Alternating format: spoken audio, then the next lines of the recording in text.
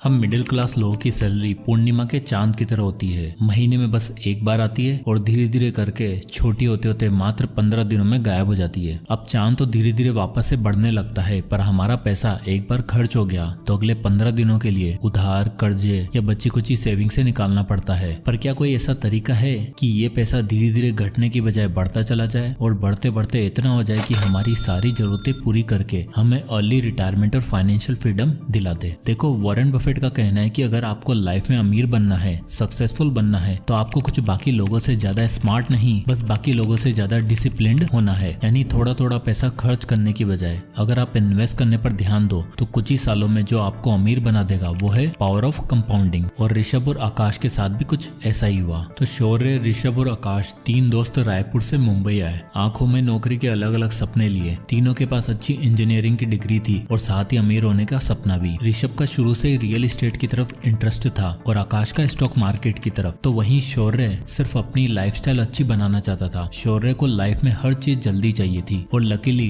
तीनों में सबसे पहले नौकरी लगी भी तो शौर्य की। महीने की 30,000 तनख्वाह पे मुंबई में शौर्य ने सारे सपने पूरे करने का डिसीजन बना लिया। मुंबई का पार्टी कल्चर, लिविंग एक्सपेंसेस, खाना पीना और अलग अलग डेस्टिनेशन शौर्य को भी भाग गए और वो हर महीने ये सारी चीजें जरूर एक्सप्लोर करता। 23 साल का शौर्य अब ज्यादा समझदार और इंडिपेंडेंट हो चुका था। उसे फैमिली तो चलानी नहीं थी, बस अपना करियर बनाना था। इसलिए उसने ऋषभ और आकाश से अलग रहने का डिसीजन लिया, जहां उसके बाकी ऑफिस कलीग भी रहते थे। आए तो तीनों साथ थे, पर शौर्य अब अपने ऑफिस के पास वाली सोसाइटी में एक अपार्टमेंट में रहने लग गया था, जहां का रेंट था 10 से 12,000 रुपए और ये जगह उसके ऑफिस से नजदीक भी थी। वहीं आकाश और ऋषभ ओल्ड पनवेल में रहते थे, जहाँ रेंट और प्रॉपर्टीज काफी सस्ते और अपॉर्चुनिटी ज्यादा। अब ऋषभ को शुरू से रियल एस्टेट में इंटरेस्ट था और जब वो पनवेल शिफ्ट हुआ तो शुरू के 3-4 महीने उसके पास नौकरी नहीं थी। वो अपने पिताजी से पैसे मंगवाकर अपना खर्चा चलाता। अब ऋषभ सिर्फ नौकरी नहीं ढूंढ रहा था, वो पनवेल में और नवी मुंबई में रियल एस्टेट प्रॉपर्टी पर स्टडी कर रहा था। 2009 में 23 साल का ऋषभ 10 रुपए की चाय और वड़ा पाव पर गुजारा करके इतनी इन्फॉर्मेशन हासिल कर चुका था कि बस उसे एक बड़ी न्यूज और एक बड़े अमाउंट की जरूरत थी। ऋषभ को पता चला कि नई मुंबई अगले 10-15 सालों में खूब डेवलप होने वाली है। यहाँ मेट्रो आने वाली है और ये ओल्ड पनवेल भी नवी मुंबई के डेवलपिंग हिस्सों में आने वाला है। तो ऋषभ ने एक रियल एस्टेट कंपनी में नौकरी पकड़ी, जहां उसकी तनख्वाह बहुत कम थी, मात्र 15,000 रुपए, पर इन्फॉर्मेशन का भंडार था। सडनली ऋषभ को पनवेल में एक ऐसी प्रॉपर्टी मिल गई जहां कंस्ट्रक्शन शुरू होने वाला था और वहां लैंड अलॉट हो रहे थे। ऋषभ ने अपने पापा को फोन करके 15 लाख रुपए इस प्रॉपर्टी में इन्वेस्ट करने के लिए कहा और ये वादा किया कि 10 साल के अंदर अंदर यहाँ डेवलपमेंट होने वाला है और हम इसी 3-4 प्रॉपर्टी खरीद के पूरी तरीके से फाइनेंशियली फ्री हो जाएंगे। अब एक इंडियन फादर कहाँ मानने वाले थे, पर कैसे भी करके ऋषभ ने उन्हें कन्विंस किया और 15 लाख रुपए डलवा लिए। साल 2011 में वो प्रॉपर्टी बनकर तैयार हो गई। उसके साथ ही वहाँ शॉपिंग कॉम्प्लेक्स, हॉस्पिटल, स्कूल बना। ऋषभ ने वो प्रॉपर्टी रेंट पर डाली और 2% का रेंटल यील्ड निकाला। अब ऋषभ की प्रॉपर्टी का दाम बढ़ते जा रहा था और शुरुआती 5 सालों में उसकी प्रॉपर्टी ने रंग दिखाना शुरू कर दिया और 5 साल में उसकी प्रॉपर्टी की वैल्यू 30,17,000 हो चुकी थी और उसे मंथली 60,000 रुपए रेंट आने लग गया था। साथ ही उसकी जॉब भी अच्छी होती जा रही थी। ये दिखाता है कि ऋषभ ने पैसा कमाने से भी पहले उसको ऐसी जगह इन्वेस्ट करने के बारे में सोचा जहां उसको फ्यूचर में इनकम आती रहे। वहीं दूसरी तरफ शौर्य 2011 में 25 साल का हो चुका था और अब उसकी लाइफ पूरी तरीके से चेंज हो चुकी थी। उसे मुंबई की फ्लैशी कल्चर की आदत लग चुकी थी और अब वो लाइफ के बड़े बड़े परचेज बिना कुछ सोचे समझे करने लग गया था। 50,000 सैलरी होने के बाद और 3 साल नौकरी करने के बाद शौर्य हर वो काम करने लग गया था जो उसके कलीग किया करते। उसके दोस्तों ने गाड़ी खरीदी तो शौर्य का भी मन हुआ कि अपनी गाड़ी ली जाए। भाई साहब शोरूम में जाते हैं और इन्हें पसंद आती है 6 लाख रुपए की सीडेन गाड़ी। अब 6 लाख रुपए एक साथ तो नहीं थे, तो बनवा ली EMI।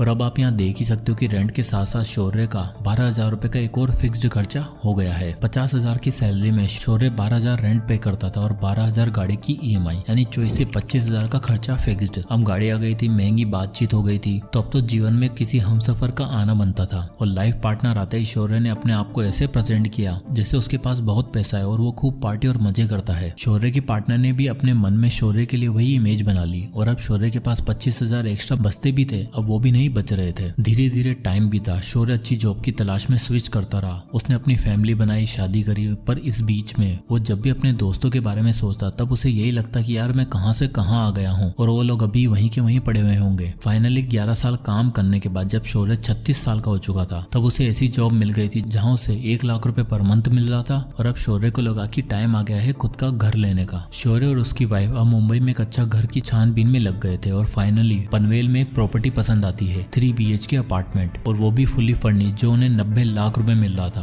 अब 1 लाख की सैलरी वाला आदमी, चलो दोनों मियाँ बीवी की कंबाइंड इनकम 2 लाख भी मान लो, तो 90 लाख तो एक साथ अफोर्ड कर नहीं सकते थे। इसलिए उन्होंने 20 लाख की सेविंग से डाउन पेमेंट करी और बचे 70 लाख की EMI बनवा ली। अब आप यहाँ देख ही सकते हो कि लगभग 58,000 पर मंथ की EMI पे उन्होंने फाइनली अपना ड्रीम हाउस ले ही लिया। सारा पेपर वर्क और लोन प्रोसीजर कंप्लीट होने के बाद जब प्रॉपर्टी ओनर का खुलासा हुआ तो शौर्य के होश ही उड़ गए। असल में जिस नवी मुंबई में शौर्य ने प्रॉपर्टी खरीदी थी वो ऋषभ की ही प्रॉपर्टी थी, एग्जैक्टली वही प्रॉपर्टी जो उसने 2011 में 15 लाख रुपए की खरीदी थी। और अब आप यहाँ देख ही सकते हो कि 11 साल बाद यानी 2022 में जब वो अपनी प्रॉपर्टी बेचने गया तब उसकी वैल्यू 69,78,000 रुपए हो चुकी थी और उसने शौर्य को वही फ्लैट 90 लाख रुपए में बेचा। दरअसल ये परिवर्तन इसलिए हो पाया क्योंकि 2011 में दिखने वाला पनवेल अब 2022 में कुछ ऐसा दिखता था जहाँ सब कुछ पूरी तरीके से डेवलप्ड हो चुका था। ऋषभ ने जो स्पेकुलेट करके प्रॉपर्टी का दाव खेला था वो बिल्कुल सही बैठा और अपनी नौकरी के साथ और कमाई हुई अर्निंग्स को वापस रियल एस्टेट में इन्वेस्ट करते करते अब उसके पास नवी मुंबई में 4 प्रॉपर्टीज थी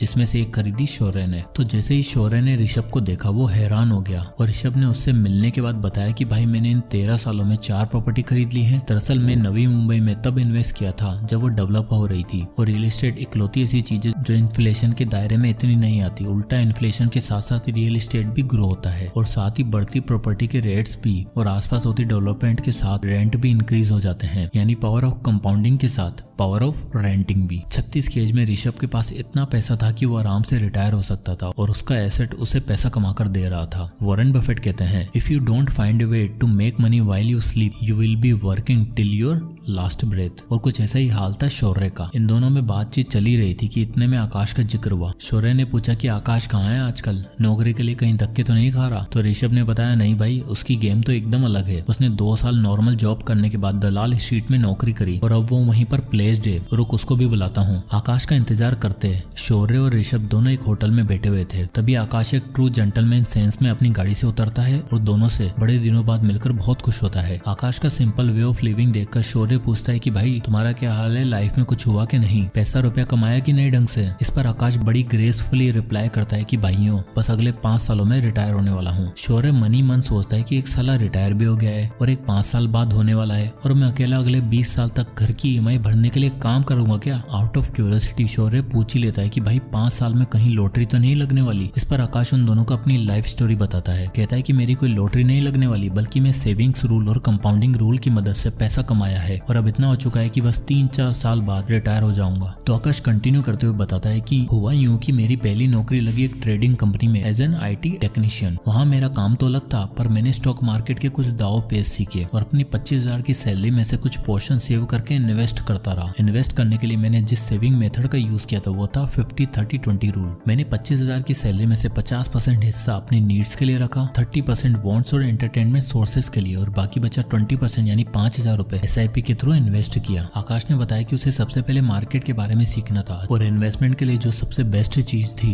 वो था इंडेक्स फंड। इसलिए उसने 5,000 रुपए इंडेक्स फंड में SIP करने का फैसला लिया। इंडिया में निफ्टी 50 इंडेक्स फंड सालाना 10 से 12% का रिटर्न देता है और स्टॉक इस बीच में कैसे परफॉर्म करते हैं आकाश ने अच्छे से सीख लिया था। 5 साल इन्वेस्ट करने के बाद और स्टॉक मार्केट के बारे में सीखने के बाद आकाश को समझ आ चुका था कि अब अगर पैसा कमाना है और अर्ली रिटायरमेंट चाहिए तो अपना बिजनेस बिल्ड करने के साथ साथ इन्वेस्टिंग शुरू करनी होगी। आकाश अब अपनी जॉब के साथ साथ फ्रीलांस फाइनेंशियल असिस्टेंट भी दिया करता था। 28 की उम्र में जहां लोगों को समझ नहीं आता कि UPSC की पढ़ाई करें या नौकरी करें, वहीं आकाश 3 काम करके पैसा कमा रहा था और महीने का 1 से 1.25 लाख रुपए अर्न कर रहा था। इसके बाद आकाश ने बताया कि सबसे पहले मैंने जो 5 साल SIP से पैसे बनाए थे उसको मैंने विड्रॉ किया। उसने बताया कि 5 सालों में उसने निफ्टी 50 इंडेक्स फंड जो उन्हें एवरेज सालाना 10 से 12% का रिटर्न दे रहा था, वहां से उसके 5,000 रुपए 10% के स्टेप अप से 5 सालों में 4,92,000 रुपए बन चुके थे। इन 4,92,000 में से उसने 8,000 एक्स्ट्रा ऐड किए और सबसे पहले 5 लाख रुपए की लमसम इन्वेस्टमेंट करी स्टॉक्स में। इस स्टॉक पोर्टफोलियो में उसे 17% का एवरेज रिटर्न मिल रहा था और आप 10 साल बाद देख ही सकते हो उसके पास कितना पैसा हो चुका होगा, 24 लाख रुपए। पर आकाश जानता था कि अर्ली रिटायरमेंट के लिए सिर्फ इतना काफी नहीं था, इसलिए उसने निफ्टी 50 इंडेक्स फंड में फिर से SIP करने का फैसला किया, पर इस बार 5,000 की नहीं बल्कि एक तगड़े अमाउंट की। आकाश चाहता था कि वो मात्र 10 से 12 साल में 1 से 1.5 करोड़ के अमाउंट को सिक्योर करने के बाद रिटायर रिटायर हो जाएगा, जिसके लिए उसने डिसाइड किया कि हर महीने वो 1,20,000 की इनकम में से 30,000 पर मंथ इन्वेस्ट करेगा और 732 रूल कंपाउंडिंग का यूज करेगा। तो ये 732 रूल ऑफ कंपाउंडिंग कहता है कि अगर आप एक सर्टेन अमाउंट हर साल 10% से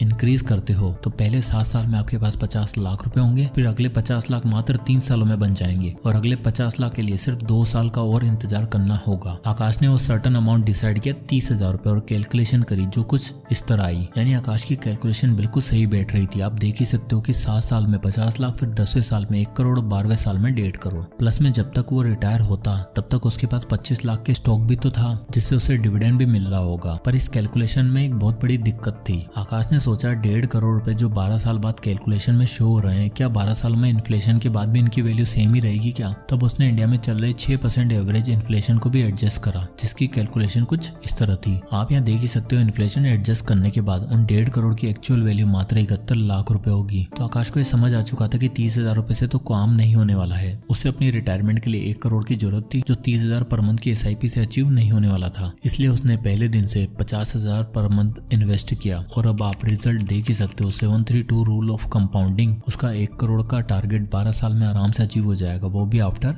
इन्फ्लेशन। यानी अगर तीनों दोस्तों में देखा जाए तो आकाश ने बाकी दोनों को आराम से आउट प्ले कर दिया। चलो ऋषभ को तो रियल एस्टेट में पावर ऑफ कंपाउंडिंग देखने को मिल गई और 36 की एज में वो फाइनेंशियली फ्री भी हो गया। अब देखो रियल एस्टेट में आपको बल्क में कैपिटल चाहिए जो सही टाइम पे ऋषभ के पापा ने डाल दी। पर आकाश की टेक्निक और मल्टीपल इनकम सोर्सेज से पैसा कमाने की अप्रोच सबसे ज्यादा रियलिस्टिक और एप्लीकेबल लगती है, जिसको शौर्य ने कभी समझने की कोशिश ही नहीं करी। अभी 36 की एज में ऋषभ रिटायर हो चुका था और आकाश भी 3-4 साल बाद रिटायरमेंट लेने ही वाला था। पर शौर्य वो तो भी 20 साल और नौकरी करेगा क्योंकि उसके घर की EMI जो चुकानी है, बच्चे का महंगा स्कूल में एडमिशन करवाया है, उसकी फीस भी भरनी है और जो महंगी लाइफस्टाइल शुरू से बनाई थी उसे मेंटेन भी तो करना है, जिसमें आराम से 1 से 1.5 लाख रुपए खर्च हो ही जाएंगे। ये एक सबसे बड़ा डिफरेंस है रिच और मिडिल क्लास माइंडसेट के लोगों में। मिडिल क्लास माइंडसेट के लोग पैसा आते ही उसे 10 जगह खर्च करने की सोचते हैं। आप में से कितने ऐसे होंगे जिनकी सैलरी आने से पहले एक शॉपिंग लिस्ट रेडी होती है? कमेंट में यस लिखो। वही एक रिच माइंडसेट वाला इंसान